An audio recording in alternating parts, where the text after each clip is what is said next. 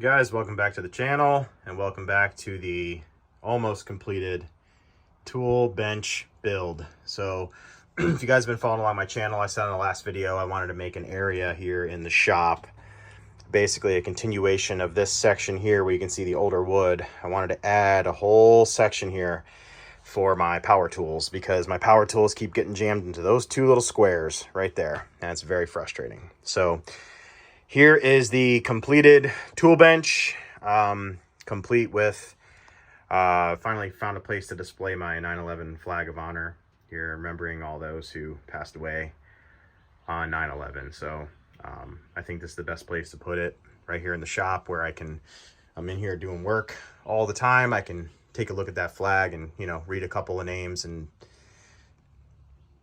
man, I can't. All right. Yeah, just remember them. So this is my completed tool bench. I've got all my Makita acquisitions that I've made over the last decade up here on the bench, just trying to get it all in the frame to show you what I'm going to try to fit in here methodically. So this is going to be a two-part video series. The first part is going over the construction of these shelves. The second part is going to be me showing how I actually have them set up. So I ordered off of Amazon a area, like a tool hanger that I'm going to mount on top of the flag here to hang my tools up. And below that, I'm going to try to keep clear. And then down here, I have an 8-foot shelf that I'm going to keep all the tools that I don't commonly use. So I have a nice workspace.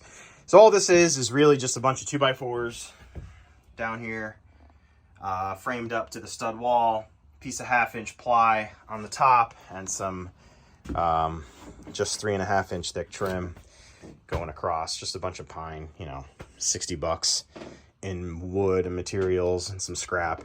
And then behind the flag here is shiplap. So I put the old shiplap that was in my house just to kind of bring a piece of the old house back into the shop here.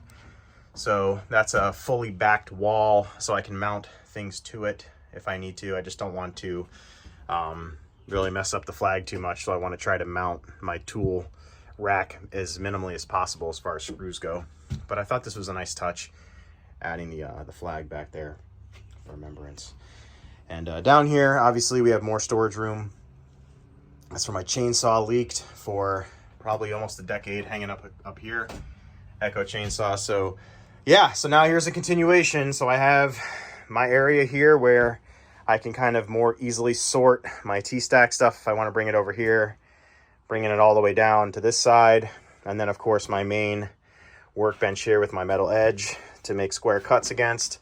And then coming in here to my Arco bins and my T-stack set up on this side. So coming down this side, more benches, same construction methodology as used back here, except this time, if you notice, these shelves also go all the way up to the lofts up here, which add extra support for the lofts, and I actually added extra joists for my lofts up above so I can have extra heavy stuff up there. So this is just an idea. Small space, 10 by 16, little workshop here. It's just nothing more than just a shed, but I'll tell you what, I've gotten a lot done in the last decade in here.